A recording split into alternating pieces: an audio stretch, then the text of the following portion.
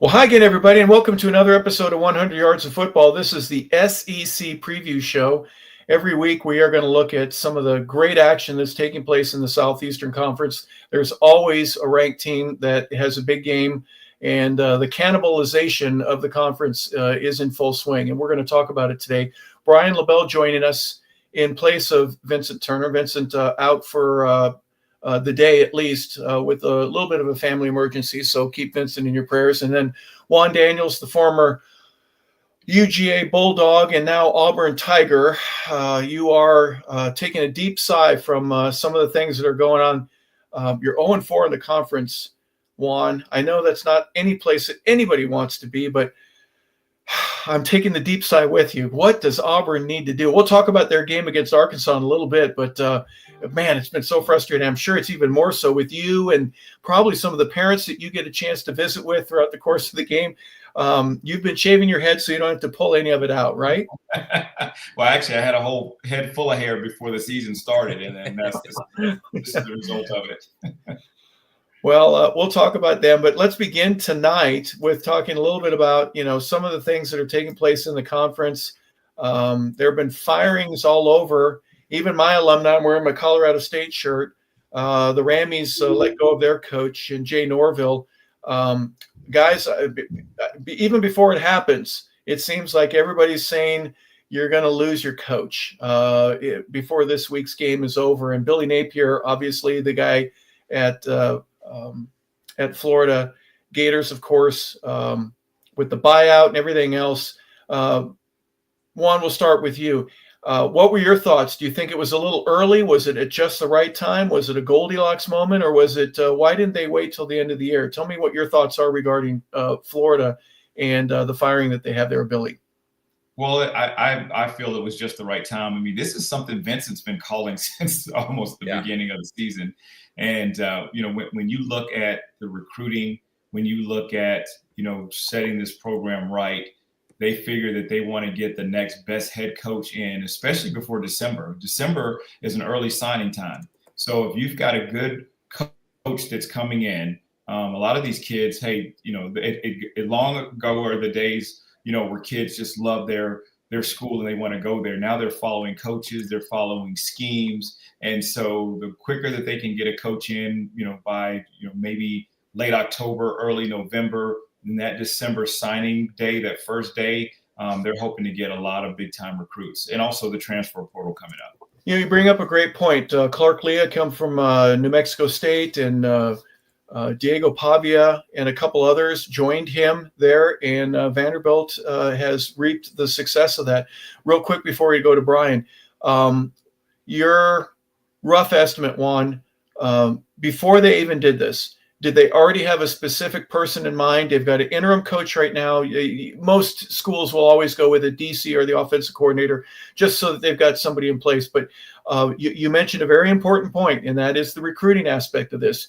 The Gators do not want to lose some of these top recruits based on the inability to name a coach. The kids need to make a decision quickly. Do you think that that's a part of the play in what the administration, the athletic department, and obviously the president of the president of the university there is all tying all this stuff in together and make a really nice bow and have it done before December? 100%. And this is, you can best believe they were probably in talks with the person that they're looking at or have been looking at for quite some time. Yeah. You can best believe at the University of Florida, it's going to be a big name. I don't necessarily think that Billy Napier was a huge name, that marquee, that blockbuster name, but you can best believe that they're going to bring somebody in that's going to be a great recruiter, that's going to bring in the people that they need. Yeah. Yeah, Billy came from the Sun Belt. It was very successful there. They go, okay, do what you did at the lower level, do it at this level right here. Florida's just a different a beast. McElwain, who came from Colorado State, tried to do things because he had been at Alabama. People in Florida do not do things the way that Alabama does. They just don't, and it didn't work. And they've been looking for a coach for a while. Obviously, a lot of things to consider. Brian, first and foremost, your thoughts about Florida before we move on to a really good game that Georgia played last week, and they get to enjoy a bye week. Well, as Juan said, I think it's got to be a big name, right? Dan Mullen was kind of ran out of town. I think a little unfairly. I think he comes up smelling like roses here, right? Because he was night and day, right? And it's the grass isn't always greener. If you go back and you look at the success he was able to have, the bad last year, but all things considered, where they are now, I'm sure Florida fans would love to maybe go back and give him one more chance. But I mean, I've seen they're willing to back up the Brinks truck to bring Nick Saban out of retirement. They might try to take Lane Kiffin. I think right now, I mean, if you look at the state of Florida, they always have talent, right? But Miami's getting some recruits again. Alabama's always stealing your recruits. It's Georgia, and I think it's a lot of it is just keeping guys in house. I think every single SEC team will tell you that. As long as we can keep our guys in house, we got a chance to be competitive and win some football games. If you're Florida, you got money, you got it's the brand and everything you have, and it's just underachieving, and it's just been that way for the better part of half a decade now. So. I think you have a lot of the boosters and a lot of the alumni are in a position right now to say, "Hey, we got to right the ship and turn this thing around as quickly as possible." Yeah, talk a little bit about Georgia there. Great game against Ole Miss. I was expecting Ole Miss to go on the road in Athens and do something special. But Brian, before we go to Juan, give me your perspective. You got to see the game, and Rebels was still number 8, but I thought they'd be number 2 or 3 after a win. They didn't get one. So what did they do wrong?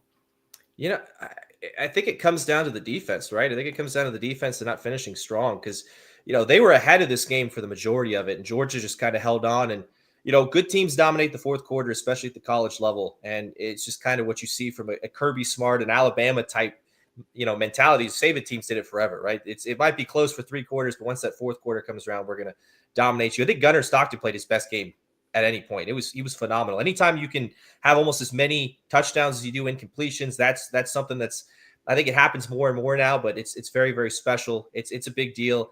Georgia dominated the time of possession as well, too, the second half. And I think that's part of the reason why Ole Miss fell apart late is because Georgia had the football for right around 38 minutes. And when your defense is on the field over and over again, and all it takes is you have one long sustained drive and then you maybe a 3 and out, and then your guys are gassed and you start cramping up. And it's just, when it rains, it pours. And Georgia going through their gauntlet of a schedule, they've done pretty good so far. It's a big win. They needed it to kind of keep pace at the top of the SEC. And, a great fourth quarter, and they deserve to come out on top of that one. Juan, when you were playing at Georgia, I think a game against Ole Miss is we're not losing to these guys, but this is a different Ole Miss team. Yes, and maybe Kentucky, it's going to be tough when we go up there to Lexington, but we are always going to beat them. The Bulldogs will beat them. Missouri, remember when they came into the SEC, Missouri won it the first 2 years. So it was really interesting to see how they could play SEC style football. But to me, this is one of those games where I think it was Kirby. I think it was the athletic director, maybe the guy that takes the trash out. Everybody says, we're not losing to these guys. I don't care where they're ranked. We're better than they are, and we're going to prove it. Yeah, it's resilience. If you look at Georgia this year, 2025, it's resiliency. You look at Tennessee, they were getting smacked around against Tennessee, but then they were able to pull it out. The same thing, they had their opportunity against Alabama, and normally a Georgia team pulls that out, but this one was a little bit different. I thought that Ole Miss was going to give Georgia a lot of trouble, and they did at the beginning. But again, that fourth quarter, 17 points, anytime you score 17 points and hold the opponent to 0 in the fourth quarter, that's why they say you have to play 4 full quarters of football. Here's another thing too. Anytime that Georgia's back is against the wall and people are going to say, this happened, a couple of years ago against Arkansas when Tennessee had that big, that great team, and they were coming into Georgia and everybody thought that Georgia was going to lose. And then Georgia finds a way to dominate the football game. And, and like it was said earlier, Gunnar basically had his best game this year so far. And he just showed he belongs there. Well, both schools get a bye week. Georgia is 6-1. They're 4-1 in the conference, which I think is really advantageous for them. Remember, their last game will be against Tech, so they move the schedule accordingly. But they're 4-1 right now in the conference. Where Florida at 2-2, they're 3-4 overall. And for obvious reasons, the Florida faithful did not think that Billy Napier was doing the job that they needed to be or needs to be done. And next thing you know, he's going to be let go. All right, the first game that we're going to look at, 2 nationally ranked opponents where Ole Miss coming off that loss last week, leaves Oxford again, and this time they go to Norman, Oklahoma. This will be a 12 o'clock kick, and so we'll start with you, Juan. ABC will be hosting this game at Memorial Stadium. Number 8, Ole Miss. They dropped a couple of slots. Goes against number 13, Oklahoma. Give first and foremost your impression of this one. This is going to be a big time matchup, and anytime you go to Norman, Oklahoma, I mean, it's going to be a big time game. The atmosphere is incredible. But I tell you what, coming off of that loss last week, Ole Miss is going to be hungry. I thought that Oklahoma was kind of a contender this year until they had their first loss, and it was kind of a bad, even though the scoreboard didn't say so. That was a game that was just completely dominated against a team of like Texas. I just didn't see it. Like I don't see Texas as being a super great team. And for them to kind of come out and dominate Oklahoma, that was shocking. I expect Ole Miss to come out and do the same thing. Brian, Ole Miss and Oklahoma, they're both 6-1. Ole Miss is 3-1 in the conference. Oklahoma 2-1. Something's got to give. What are your perspective here on this one? Well, I think kind of Juan hit the nail on the head with that one. It's just I think Ole Miss is going to be hungry in this one. I think Oklahoma is a slight favorite here, but when you look at the numbers offensively, Ole Miss has as many touchdowns as Oklahoma does red zone visits, right? Oklahoma's offense has been very underwhelming. Now, their defense has been spectacular all year, and they've kept them in every single football game. But if you go back and watch the Texas tape, they got outmanned at almost every position, which is, kind of wild to say that Texas is kind of a reeling football team, and it's just they didn't play their best game offensively. Arch Manning hasn't been right all season, and a lot of turnovers, a lot of sloppy play. It wasn't particularly close. They were. I've seen the lead up to this game. They're talking about, hey, Oklahoma's got to have some big plays. At some point, you got to be able to move the football down the field. You got to score some points like the Oklahoma teams of old. There just isn't a lot of that. And I think the matchup right now, because Ole Miss's defense struggled late in this game, but I think they're licking their chops saying, we just played the Georgia Bulldogs have a much better offense, and it was a game that we really should have had. So I think right now I'd pick Ole Miss as the winner. I think they're going to come in hungry. I think it's a game they have to have. For Oklahoma, it is too, because if you look at their gauntlet of a schedule, the remainder of the season, it doesn't get any easier from here. So, but I'm going to give Ole Miss the edge. I think they're hungrier, like Juan said, and I think they're going to end up taking this game. This is for either one of you. Do you think that Oklahoma, when they watch film, will see a gaping hole in the dam in terms of, Ole Miss's defense isn't as good as we thought they were? Yeah, they're fast, but look what Georgia did in the fourth quarter. We should be able to do the same thing. Is there a scouting report that you have that says Ole Miss is weaker than we thought they would be if you're on the Oklahoma side? I think you always kind of feel that way as a coaching staff, and you got to kind of instill that in the players. But it's just one of those things where at a certain point you are what you are, right? And Oklahoma's offense has been bad all year. It's not just a 1 or 2 week thing. I mean, we're going into November now, and they still haven't figured this thing out. So at a certain point, you got to call a spade and say, hey, even if we don't think they're as fast, even if we don't think they're as good, we have to play a style of football. We're going to have to control the line of scrimmage. We're going to have to control the clock, which, to be fair, I mean, Georgia has – you can watch the last, quarter and a half of the Georgia game. That's the tape right there. If you want to beat these guys, it's right there. But I just don't know if Oklahoma has the personnel to do what the Dogs were able to do last week. Okay, one final question before we go, Juan. Will Lane Kiffin keep his shirt on, or is he going to become Matthew McConaughey and just take a bunch of pictures with oil all over him in a hot yoga thing that they're doing, the sauna? Are you happy if you're a player that your coach is revealing himself that much? Listen, or do you expect it to be that way because it's Lane Kiffin and you don't know what to expect with that? Hey, after it, let me just tell you, had they won last week, then we'd all be in trouble, and it would just be that Matthew McConaughey thing. But since they lost, I think he's probably going to go a different route and keep his shirt on this week. Okay, no hot yoga for him. All right. Let's look at this next game. Juan, you're going to be there. You got to go to Little Rock to see this one. Arkansas is 2-5. They're 0-3 in the conference, and Auburn is 3-4. They're 0-4 in the conference. Something's got to give, Juan. What's going to give here in Little Rock? This one right here, and I know Vince is going to be happy to hear me say this. He'd be standing up right now going, "Oh, pig, suey, Arkansas." Yeah. Listen, Taylor Green he's amazing. Right. right? And they hung a lot of points on a whole lot of people, right? So Brian, was making mention to it.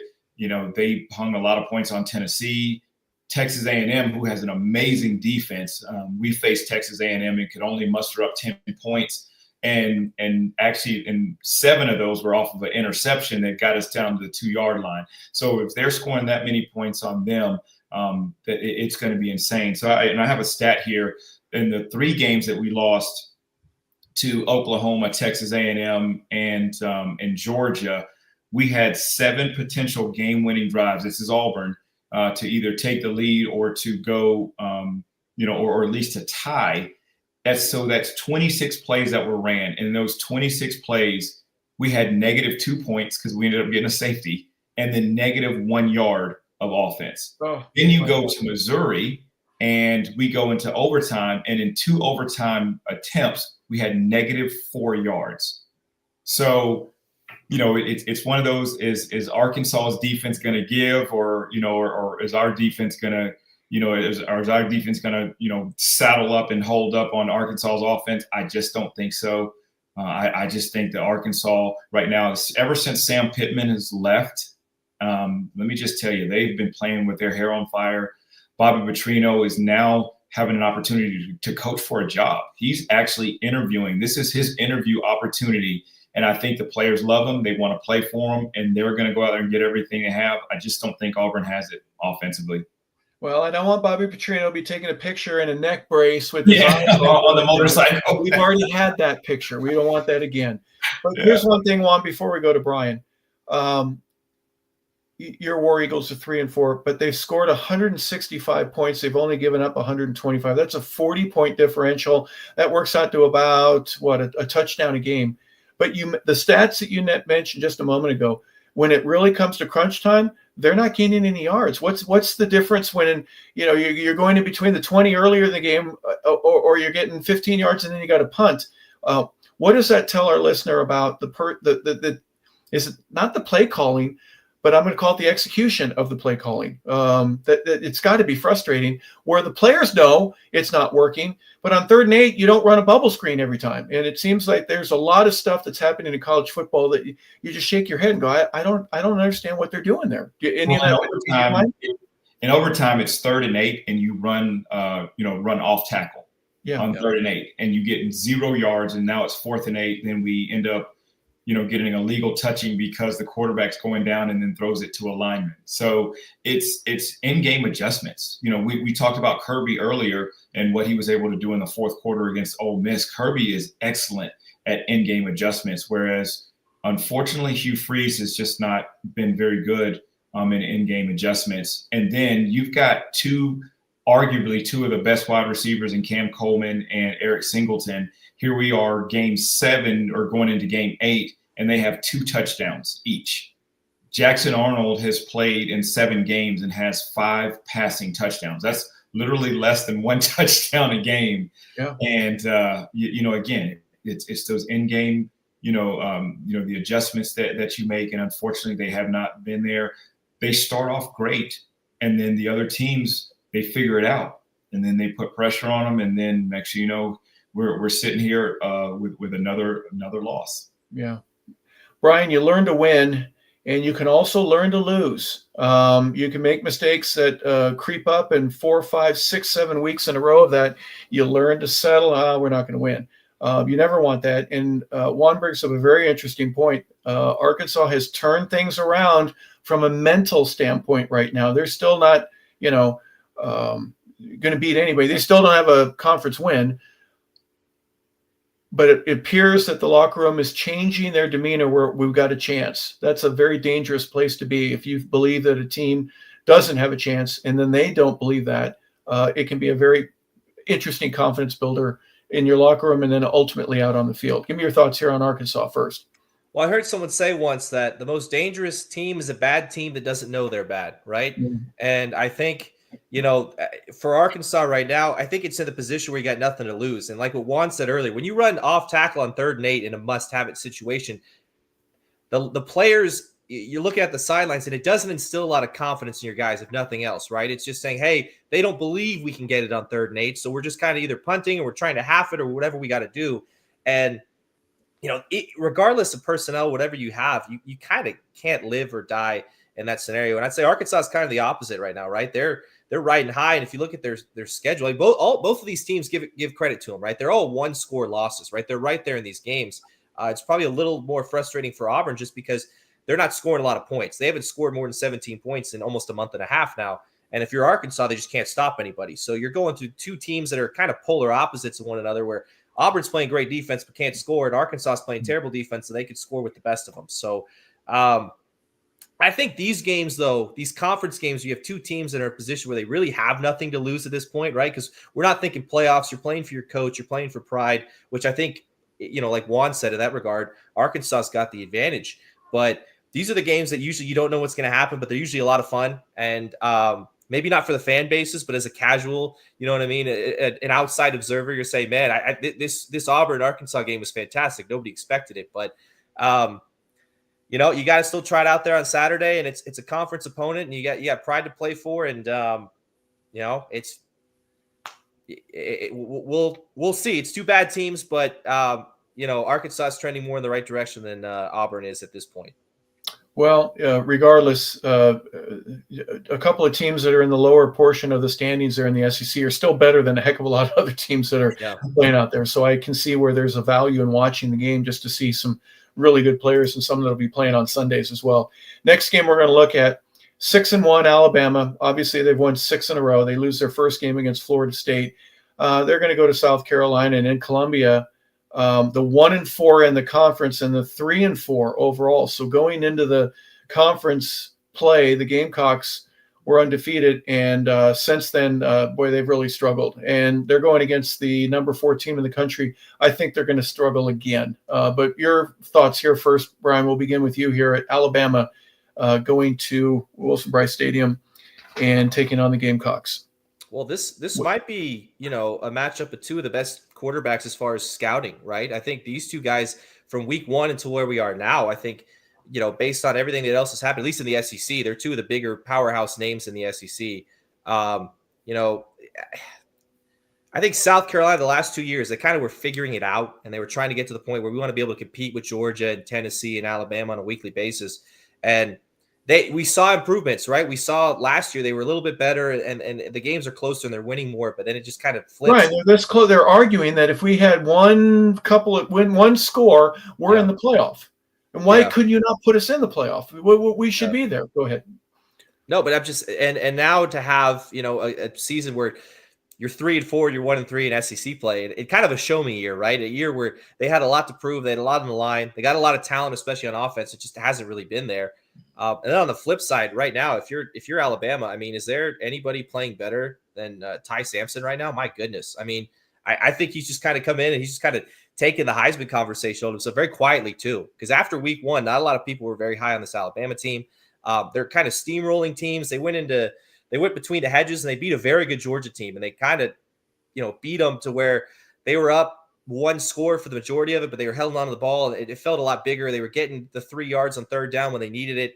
They were keeping Georgia, in check and out of the red zone. It was, this is another game where I feel like if you're South Carolina, you at least got to keep it close. But I think just Alabama's kind of an overwhelming favorite here on Saturday.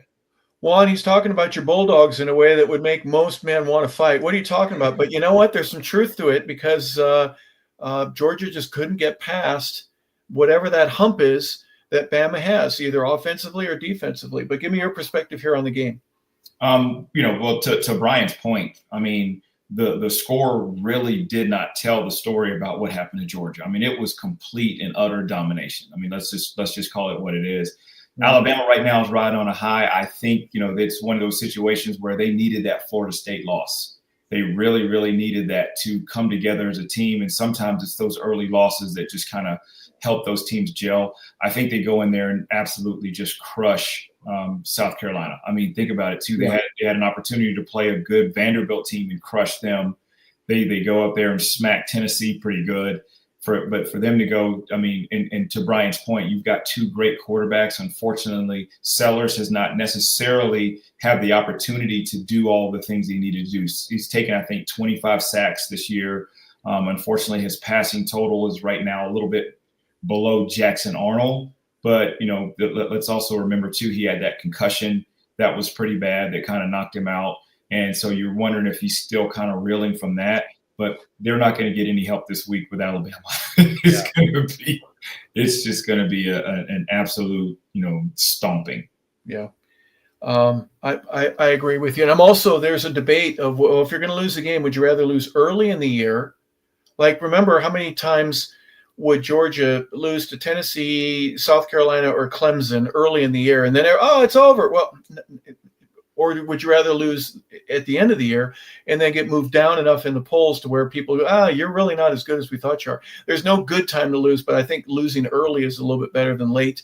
Juan, your perspective on that? Yeah, 100%. And you actually look at even last year, Georgia losing to Ole Miss. I mean, got dominated by Ole Miss and then ended up still being number 2 in the in the polls, when it actually came to the playoffs. I mean, and then again, going outside of the SEC, look at Ohio State. Ohio State took 2 early losses, and they ended up being national champions. And so it's always good to lose early. Notre Dame lost to Northern Illinois in a shocker last year. They got 2 they're playing in the national championship. So right to your point, Hart, you hit the nail on the head. When you just talk about those early losses, you get a chance to regroup, and gone are the days where, you remember back in the day when we were coming up, if you lost one game, your national championships hopes were absolutely gone. There was no ifs, ands, or buts about it. You basically had to be undefeated or there was no hope. Yeah. Unless you were Penn State or, Florida State, sometimes, you'd have to be ranked high enough early to where you could rebound from that. Brian, first and foremost, your perspective there on the early loss versus the late loss, and how that affects your team. Well, I think, one, you get to kind of figure out who you are, right? What you do well, what you don't do well, because you get to look at all the bad stuff first and then build off of all that and then try to correct it. And secondly, usually you're playing your out-of-conference games early. So if you're going to lose a game, you're going to want to lose out of conference, because then at the very least, you get a chance to play for maybe a conference championship, which now with how many teams you have in the playoff, that helps you tremendously. Once you get to the gauntlet of the Georgias, the Ole Misses, and the LSUs and whatever, you got to be ready and you got to be playing your best ball to beat them. And I think that's exactly what happened to Alabama. It's not the greatest formula, but it's been a formula for success for them so far this season. Well, First Bank Stadium in Nashville will be hosting this next game that we'll be talking about. Missouri, are they for real? That'll be my first question. And Juan, we'll start with you. Missouri is 6-1.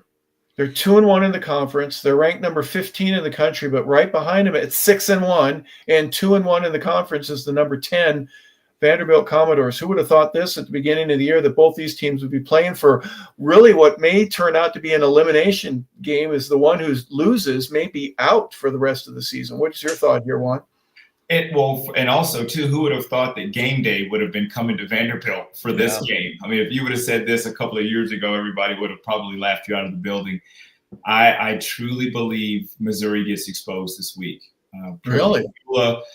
Is a decent quarterback. I mean, he's thrown several picks, but from what I saw up close and personal last week in our game, I just think that they don't have. I mean, they have a pretty good running back, but Alabama completely shut him down the week before. We completely shut him down the week before. I mean, the week after. I think Vanderbilt has a decent enough defense, but there's no way I can see Missouri stopping Vanderbilt's offense. I mean, you bring up an interesting point. If we stop this one guy, go ahead and we dare you to beat us in any other way. And Missouri hasn't been able to answer that. I mean, they only have one loss, but against weaker teams, that hasn't been a problem. Yeah, we'll throw over the top. We'll throw some screens. We'll do some things, but we're going to run on you anyways. Bama, a little bit of a different beast, aren't they?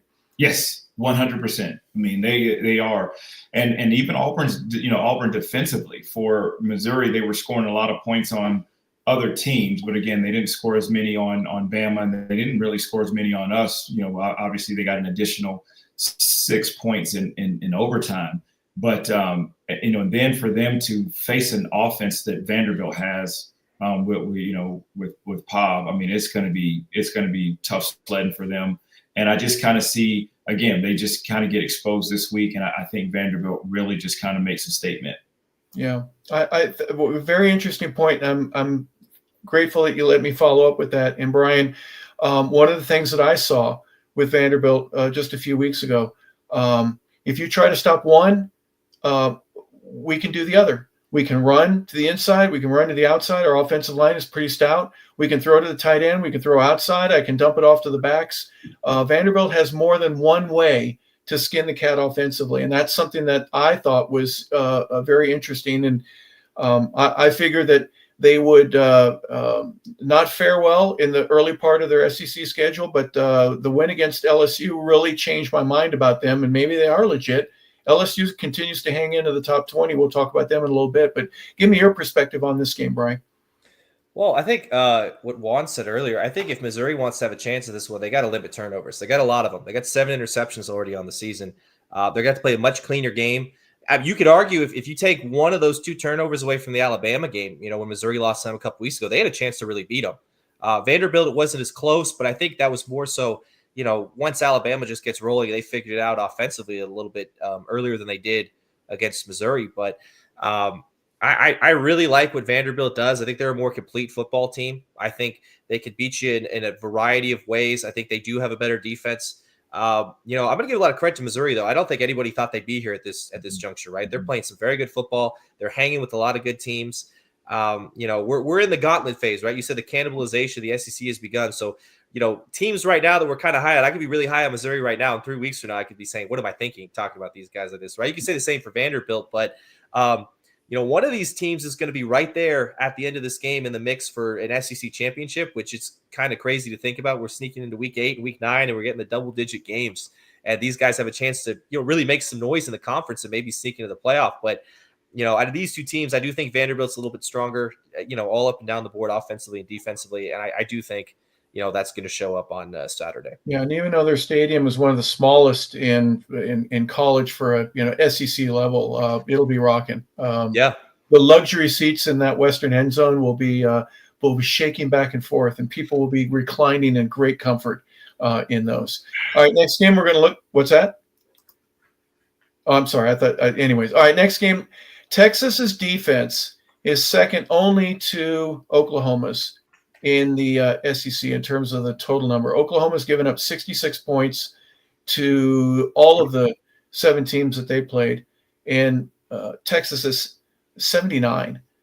Great number. I'm going to be really struggling there in Starkville for them to do anything offensively. Brian, we'll start with you, but number 22 ranked Texas. They're 5-2. They're 2-1 in the conference, and they go against the Mississippi State Bulldogs. They're 4-3, and they're 0-3, and they're still looking for their first victory. Any chance at all that the Bulldogs pull something out and get the surprise and end up tearing down the goalpost by beating Texas? I mean, with how bad this offense has been for the Longhorns, I would be surprised if anyone beats them. I was kind of more surprised at how consistent the defense has been all year, right? Because they haven't had a lot of help, and they single-handedly kind of beat Oklahoma last week. We kind of talked about them and their offensive woes, but I think at a certain point, you're just going to kind of have to figure out a different, mentality on offense, right? Because clearly what they're trying to do with Arch isn't really working. I don't know if he's 100%. I don't know, what's fully going on there. And I think at this point, it might be, some mental stuff, right? Where he kind of gets in the back of his head because he hears the noise. They can say, all they want, that they don't listen to it. And it gets back to him. And, there's a lot of pressure on him, and there was coming in. And this Texas team as well, which, to be fair, the defense has played well enough to where their preseason ranking and their week 1 ranking seem deserved. But at some point, the offense is going to have to start clicking as well, too. I think they win this game against Mississippi State, but I wouldn't be surprised if it's close just based on, Texas's woes on offense. Juan, your opinion here. In 3 games, Texas has only scored 60 points in the SEC games. Only Auburn, oddly enough, and who else was I looking at? Oklahoma has scored less in the games that they've played. But some teams have played 4 games, some have played 5. So I'm understanding there's a distinct difference. But offensively, do you think Texas has what it takes? That's I guess the biggest question, right? I would have thought against Kentucky last week that would have been a gimme game, and they just completely blow them out. And next thing you know, you're looking at Kentucky in overtime against Texas. So to Brian's point, Texas has to figure it out. Arch has to figure it out, and they just have to come together and make it happen. And they're playing against a Mississippi State team who's a little bit of Jekyll and Hyde. Like, are we going to get that Mississippi State that played Arizona State, or are we going to get the Mississippi State that's just kind of gone on a little bit of a skid? And you can best believe Mississippi State will be up for this game. You can best believe that they truly think that they have a chance to win. They're going to give it everything that they have. And to Brian's point, I think this is going to be a very, very, very close game. I think Texas does pull it out, but I would not be shocked if it were an upset. So this would be one that I would kind of like pencil in as my upset special. Oh, okay. Interesting. Well, another team in Texas.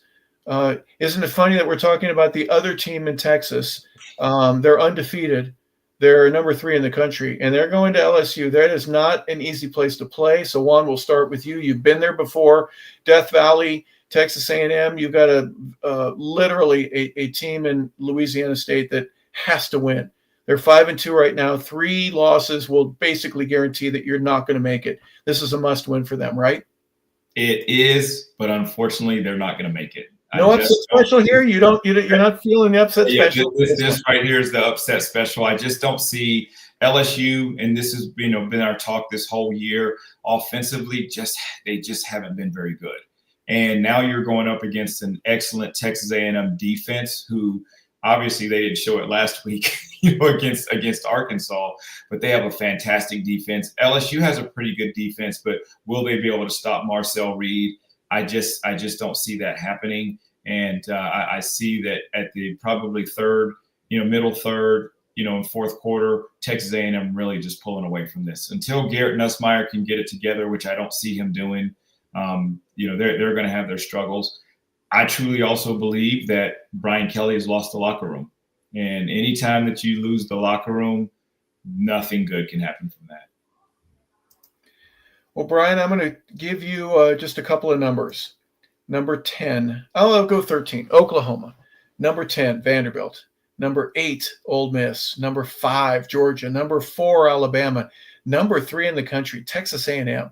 Isn't that a surprise? I would think so. At this point of the year, they're 7-0, but they're a really, really good team, and they've deserved where they are. I don't think that's a gimme there, but everyone thinks that they're just a little bit better than Alabama. They're a little bit better than Georgia. They're a lot bit better than Ole Miss. Give me your perspective on how you think Texas A&M is. Well, you have no blemishes on the schedule yet, right? Like you're undefeated, and as long as you're undefeated, you're going to get, as an SEC team, you're going to get that respect that you deserve. The offense has been great. Marcel Reed has been fantastic. Now, I will say this: LSU has the talent, especially on the defensive side of the football. If you're looking at draft boards going ahead, there's just names at almost every position where you're just looking at it and saying, hey, come April in the draft, these guys are going to be going pro and they're going to be making a lot of money. But I think like Juan said, I think the guys know that, right? They're still not winning. So the only guy you could really kind of point the finger at is the coaching staff, right? You can coach, wherever you want to, but at a certain point, Brian Kelly's got to kind of take responsibility for his football team that he assembled with a ton of talent, transfers, recruits, the whole 9 yards. Especially after the week 1 win against Clemson, this LSU team was riding high. They believed that they could be a force to be reckoned with in the SEC. And, it's just kind of they have been bad, but Nussmeier hasn't been as clean as we thought. And it's just kind of a theme with the SEC is just half the quarterbacks that we thought would be in the Heisman conversation are playing like they don't even deserve to start. And then the guys that we weren't mentioning at all, like Marcel Reed and Nussmeier, are perfect examples of this in this game. LSU's at home. That's an advantage for them. But, I'm not 100% certain. Like I was ready to put them kind of number 2. I think they might be a little bit better than Indiana talent-wise, but the way Indiana's playing, it's kind of hard to move them from 2 to 3. I think Ohio State, at least right now, is the best team in the country. And I think they're kind of the staple. If you look at what Texas and LSU thought they'd be, they look at what Ohio State is talent-wise and said, hey, we're good enough. We're just not there with those guys. And I think it's coaching. And I think if Texas A&M wins this game, I think they might have a real conversation for being at least the number 2 team, maybe the number 1 team in the country. Well, 10 of the 16 teams in the SEC are ranked nationally. So whether it's 2, 3, 5, it really doesn't matter now, guys, right? It really doesn't matter now. In 3 or 4 weeks, it'll start to matter. But obviously, there's going to be some filtering in between here and there. But that's obviously going to be a little bit down the road. We got to get closer to Thanksgiving in November. But this will be a good one. 5-2. LSU ranked number 20 in the country. They will host at Tiger Stadium at 7:30 in the evening. Lots of brown liquor might be available nearby in the stadium, but 7:30 on ABC. And number 3 Texas A&M Aggies bring their 7-0 record into Tiger Stadium. Last game we're going to look at, guys. Tennessee goes to Kentucky. If there's anything a Kentucky person, a local, a native of the Lexington area hates, is to lose to Tennessee. Are they going to give everything that they have to make sure that doesn't happen against the 17th ranked Volunteers? They're 5-2. They're 2-2 in the conference. Kentucky is 2-4. They're 0-4 in the conference. Juan, we'll start with you. Do the Wildcats get their first SEC win? This is a tough one. But going back to what you said, there's nothing more dangerous than a bad team that doesn't know they're bad. They played very well at home. They gave Georgia fits last year at home. They gave Ole Miss, actually, they scored a lot of points on Ole Miss and gave Ole Miss a tough time at home. They're going to be amped up for this game. They really feel like that they can go and make a difference. They just unfortunately lost to Texas in overtime. So you're talking about coming out swinging, a little bit of a swagger, some confidence, and they're one of those teams that just say, gosh, we were this close. Yeah. We were this close in a couple of games of, having an opportunity to win and get some really, really good football teams. What a great way to go, just basically finish out your, on the downside of your schedule with a big win against Tennessee. Brian, speaking of close ones, Tennessee loses to Bama, who's number 4 in the country, and to Georgia, who's number 5. We've got 2 losses. We're still number 17. Give me a reason why Tennessee goes, no, that's not going to happen. Not against us. We're going to take care of business. We normally play you the last game of the year, but this time we're going to play you a little bit earlier than that. We're the Volunteers. We don't lose to Wildcats. Well, I mean, you look at Kentucky's offensive numbers. That's a good start, right? If they're looking at Kentucky's offense, their passing offense, their points scored, they're not very good. Anytime you're in a triple digits as far as rankings for points for, you're really going to struggle. Luckily for them, the defense has been decent, right, when they needed to be at certain times. But this is another kind of a theme with a lot of these SEC teams. Where you just have a defense that's playing well enough and an offense. They're screaming at their offense like, please, you got to give us some points, got to give us a chance to win a game. But this has been a tough year for Coach Stoops and the Wildcats, and it's just. Looking at all the talent Tennessee has and how well, I mean, realistically, they should have beat Georgia.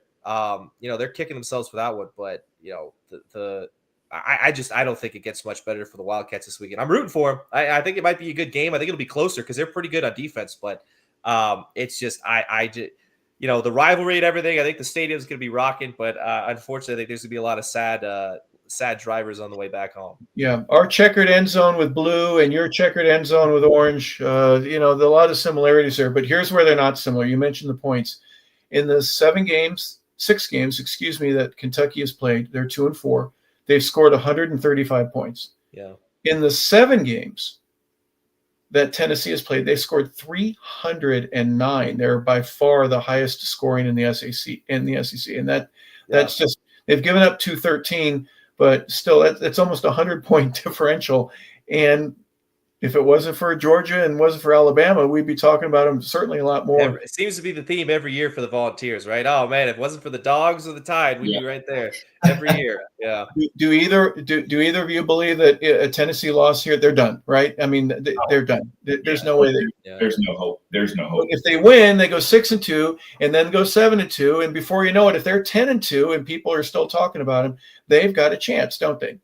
Yeah. Well, I mean, because where they're ranked number 17 right now, there are going to be teams that are going to fall. All they have to do is just get in that 12. And if they can get in that 12, then they're going to have a shot, just like they did last year. I think they had 2 losses last year They had a bad loss to Arkansas, and they also lost to Georgia. They had 2 losses, and they were still able to get into the college football playoff. Yeah. I'm trying to pull up their remaining schedule. Well, they got Oklahoma and Vandy down the stretch. So those are 2 games where if you win those games, you can leapfrog at least those 2 teams, right? Yes. Then you hope for a little bit of help, and then all of a sudden you go from maybe 14 to, if you can win out, and then a lot of the playoff committee people say, hey, listen, this Tennessee team could have beat Georgia. Maybe it'll be a good matchup. Throw them back in there. They control their own destiny. I think this is a game. I think they know that. I think it's 1 week at a time, though. You can't look ahead. They got Oklahoma the following week. If they're coached well, you don't look ahead, right? Then they play Florida, and then they finish with Vanderbilt. Yeah. So, but they got a chance. We get to look ahead, right? So we look at Oklahoma. I just got to click 1 or 2 times. I get to look at the whole thing. Then they're at Florida, and then they finish up at home against Vanderbilt. So 2 of their remaining 4 games will be against top 15 teams, or at least where they are today. So, I think they still have a chance, but you got to win out and beat New Mexico State, for crying out loud. Come on, Tennessee, get it done. All right, guys, we're pretty much done with the show. Any final thoughts or any? We had 1 upset special from Juan. You're going to leave it at that, right? Yeah, 1 from Juan. I'm going to leave it at that one. Yeah. Okay. And your Bulldogs get a week off. You feel good about them, and your Auburn Tigers got to go to work. Yes, they do. Yes, they do. All right. We're hoping to make a bowl game. I know. Really, that making lemonade out of lemons, right? Yes, pretty indeed. much. Brian, final thoughts from you? You know what? There could be a couple upsets this week. Anybody's playing Texas has a chance right now. As weird as it is to say, but listen, a lot of rivalry games too, right? These teams are starting to. You're getting into the part of the schedule where these teams really hate each other, and that shows, right? That shows. So I wouldn't be surprised to see some more upsets, but I think at least after this week, we're going to thin out the herd of the top 10 SEC teams, the top 15 SEC teams, right? Maybe some of these other teams start sneaking in, but a lot of football left, a lot of good football left. Yeah, well, like I said, 10 of the 16 teams in the SEC are ranked in the top 25. It begins Saturday on ABC at 12 o'clock, where Ole Miss, number 8, goes at Oklahoma, and they're number 13 in the country. At 12:45 on the SEC network, Auburn is at Arkansas.